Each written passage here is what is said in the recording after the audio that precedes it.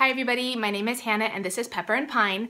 Recently I've gotten a lot of questions about homeschooling multiple ages, and so I thought I would answer some of your questions here in a video since this is a topic that comes up frequently.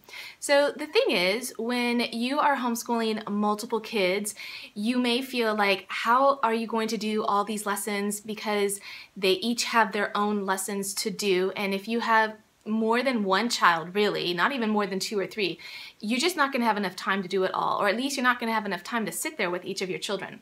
So my solution to this is to do a unit study approach, or at least my version of a unit study, which isn't exactly a unit study, and it's not exactly a main lesson either. We do have a Waldorf curriculum, and we do have main lesson blocks, but we often kind of find our own path inspired by those main lessons and also inspired by unit studies. So the way that I put together our units is to have a variety of books and materials and hands-on projects and even field trips and other things so that it kind of meets the needs of all of my kids, but I always create the unit study with one child in mind first. So once I get all these materials, then I can deliver the lesson to all of the kids. So this might include reading from a novel, or reading from a picture book, or reading from another information book or resource book or a living book. This also includes a lot of hands-on projects and the maybe like some crafts and field trips and other things like that. But when it comes time for my child to do his part of the lesson, then each of my children can produce work that matches their ability and their grade level. So if I am delivering one lesson and it's something that I've read from a book, for instance, and I have, like, say, a 2nd grader and a 5th grader and a 7th grader, then their work that they are going to produce is going to match their grade level, even though they all heard the same information. Now this works especially well when you as a parent or a teacher are delivering the lesson, because you can read from a book that maybe your child is too young to read from. Maybe his reading ability isn't quite up to that level, but he can certainly understand everything that you are reading. So this is a great way to deliver a lesson, one single lesson, and have it meet the needs of multiple students or multiple grades, all of your children, hopefully. Well, at least, you know, the ones in school. There are like some caveats to this, and I'll explain that in a minute. And then your children can produce work that is age appropriate. So in our family, this might look like a narration from my oldest student, which might be like a whole page long or even more, with complex sentences, maybe compound sentences, grammar and punctuation that matches his level, whereas my youngest student may simply draw a picture or say a few words that she dictates to me and then I write them down. And then my middle student might produce a paragraph of work and a drawing. So it might be the same lesson, but they're each producing work that is age appropriate. And that way you don't have to give a single lesson to each child for all the different subjects.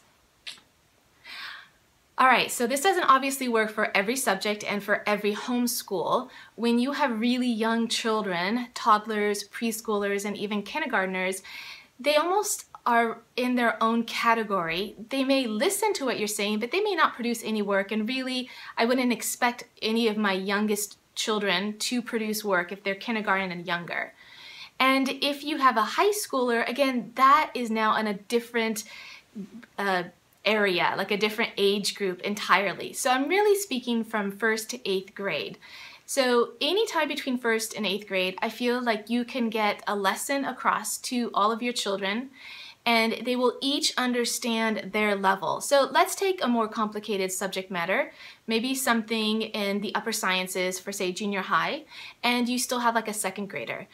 Well, I would then deliver that lesson to your oldest child first, and have the other children present if you want, and then they may listen, they may understand a little bit, they may have questions, or they may just be present for the lesson but really not produce much work from it. Now, if that particular lesson includes hands-on activities, I'm guessing that your younger students are going to want to participate in that. So that doesn't work all the time, but we can manage to get to work most of the time. So I know that your questions are going to come up regarding language arts or English and writing, and grammar and punctuation and spelling and vocabulary, and math. So yes, when it's a skill-based subject, then one lesson for all of your students may not work as effectively. However, doing one lesson is going, if it's for a younger student, now let's flip it and let's talk about, say, doing a grammar lesson for a second grader. Your fifth grader will benefit from that grammar lesson as well because he will have already known it, and maybe this is now review for him rather than a brand new lesson, whereas for your second grader, it might be a brand new lesson. So there's still value in combining the grades even when you have an older child joining in on a younger child's activity. This also really worked well this past year when we did our kindergarten activities. My fifth grader joined in, and I knew that he was, so I didn't schedule any work for him because I knew that he'd want to participate in the kindergarten activities that I had planned for my kindergartner. All right, so let's touch on some other areas of language arts and grammar and spelling and writing in particular. Writing is something that is always going to be skill appropriate and age appropriate. You can't teach a first grader to write an entire essay because she's still learning the basics of language and writing. So when you're doing a single lesson in, say, history or science, then your child can produce writing that is age appropriate. So it's still the single lesson, but now not only are you getting that subject information, like say science information or history information, but now you can also practice your writing skills as well. And so a young student, depending on your opinions about how much she's going to write or not write or dictate or draw or write a whole paragraph, she can write something that is going to be appropriate for her level, whereas your older student, you'll naturally expect more from him because he's older and he has some of those skills already, and you'll want him to progress with those skills. Now, here's a little trick to getting your children to write a paragraph. My children didn't really care for writing. I've got one child who does well with it, and he can write quite a bit, and he produces really great work. The rest of my kids weren't really crazy about writing. However, I would just say, can you write me 3 sentences? That's it, just 3. And 3 sentences is a paragraph. 4 sentences is a paragraph. It doesn't take much to actually write a paragraph, but if you tell your child to give me a paragraph, he may be like, no, I don't want to write a paragraph. So then you want to get your child to write 2 paragraphs. Well, if you're saying, break it up into sections, can you write me 4 sentences about this particular book that we read, for instance? And then that's done, and then the following day you can write another 4 sentences, and by the end of the week you'll have an entire essay. Now it won't be it'll be a summary or a narration, it won't be an actual essay, and for me I tend to prefer to wait on essay writing until at least junior high or maybe even 9th grade, where I really work on like the persuasive essays and the compare and contrast essays. I don't do those in the younger years unless it's very simple and almost like a T-graft. I don't really do those, and the T-graft is where you've got, you know, one bit of information on one side and one bit of information on the other side, or like a Venn diagram where you've got the 2 circles and they overlap, something like that. But I use those really sparingly. I hardly ever use them. I feel like the children naturally can understand comparisons and things that are the same and different, that I don't want to take my time doing that in writing. I feel like they're very valuable just a little bit later for my purposes in my homeschool. So for me, it's really important that the kids can learn, or rather be proficient in reading, writing, and arithmetic by the time they are done with 6th grade. And so I don't want to complicate the writing with an additional step of learning. I just want the writing to get done and get done well. And that's why I don't do these other things until the kids are a little bit older. And you can do that too if you wish. If you're doing multiple kids, I feel like, or actually really with any lesson, I feel like there has to only just be one goal in mind for that lesson. And so when you are doing a history lesson, for instance, don't make it, or let's say you did a history lesson and now the kids are going to write about it. Focus just on the narration or the summary of what that child listened to, rather than adding a new layer of learning to that. Like, let's say your child just learned how to write cursive. Don't say, okay, I would like you to write me a paragraph about this history subject that we just learned, or this you know, this book that we just read, but I also want you to do it in cursive writing, because now you're adding two things, or you're making the goal twofold. You're making it a summary of the history as well as let's practice your cursive writing. And I would prefer to keep those separate, and you may find that it's easier for your child just to focus on one skill at a time. Let me just focus on what I listened, what I learned, how I'm going to summarize that, how I'm going to put my sentences together, and let's leave the cursive writing for another assignment. All right, so let's talk about math for a minute. Math is definitely skill-based. You can't be teaching algebra to your first grader, at least not in my opinion, and so you will want to have those subjects separate. However, again, with the grammar lesson that you have with, say, a second grader and your fifth grader, getting review from that, the same can be done with math.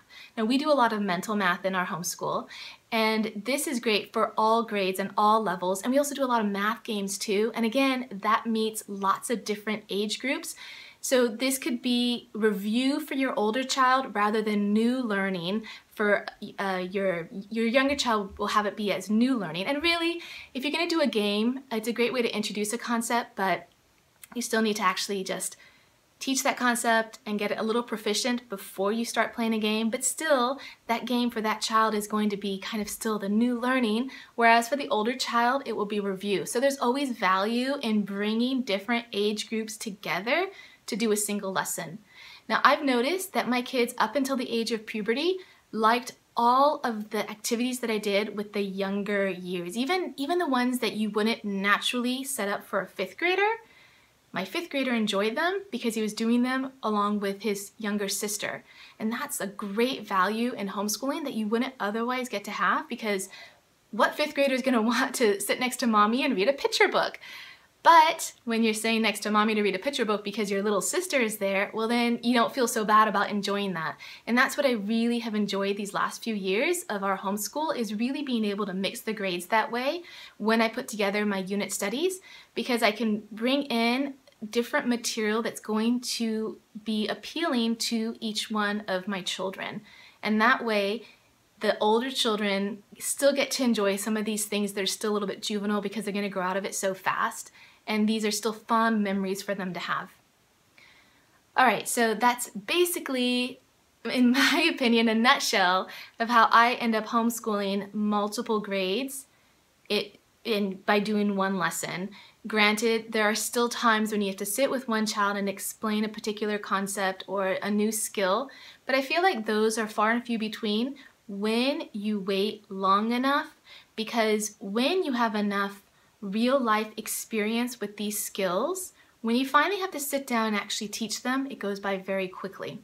So if your child has been living math until fourth grade and helping you in the kitchen, or you're just using math verbiage with him, like, can you give me half a cup of water for this recipe, or would you like, 1.5 sandwiches, or whatever it is, the fact is that those words, that terminology is going to be very familiar. The concepts, the practicality of that's going to be very familiar for him, so that by the time you actually sit down and put it on paper, he's really familiar with it. So it's going to be very easy for him, rather than having the worksheet be the introduction to that math concept. It becomes very abstract, very hard to understand, and you have to spend a lot of time explaining the concept and becoming proficient in it. So for me, I feel like when you delay a little bit, the children, as long as they're in a rich environment, will learn those things naturally, so that by the time you actually have to get to homeschooling them and teaching them that particular bit of academics, it's going to be easy. At least that's what I've seen. I'm sure that there are exceptions to the rule and lots of caveats to this. Some of the things for me that are exceptions to the rule, or rather they are part of the environment that help facilitate this ease into academics, is that, number one, we are mainly a media-free home. We obviously love our entertainment and we'll definitely have movie night and video games and those kinds of things, but it's not part of our homeschooling at all, with the exception of my 9th grader and one online class, which really, well, I could have done without. There's a whole backstory to that for a separate video. But the point is, for us, we are media-free when it comes to education, and we're media-free when it comes to just, you know, Monday through Friday. There isn't any iPads and movies and even educational documentaries. That's not part of our school at all. And so everything that my children are exposed to and are working with and are playing with, I feel is really nurturing to their academic success later on. Something else that you need to keep in mind with or of is if your child has any kind of learning delays or any kind of medical issue that would cause difficulty with learning, that definitely needs to be addressed. I'm really just speaking about the normal child that doesn't have these limitations or special needs. And even with them, I've had 2 children that were, I guess you could call it learning delayed, but it didn't mean that they didn't understand the information. They just couldn't produce it the way a typical classroom or a school would accept. So they would have been considered 1 or 2 or 3 grade levels behind, but it didn't really matter. We're homeschooling and they're totally fine now. So that was okay. It was just, it's when you have to stick your child into the system and with standards, then sometimes if your child doesn't match that, it can be a little disconcerting for a parent and a child. But putting that aside, as long as your child doesn't have any actual medical problems to delay academics, then your child can succeed beautifully and wonderfully with a wholesome environment that's rich with educational opportunities. All right, so if you've got some suggestions on how you homeschool multiple grades, I would love to hear them below. If you want to check out some of the videos that I mentioned during this talk, you can check them out right here. I've got a lot of unit studies that we've put together for different subject areas, and they may be of interest to you if you are interested in doing this approach.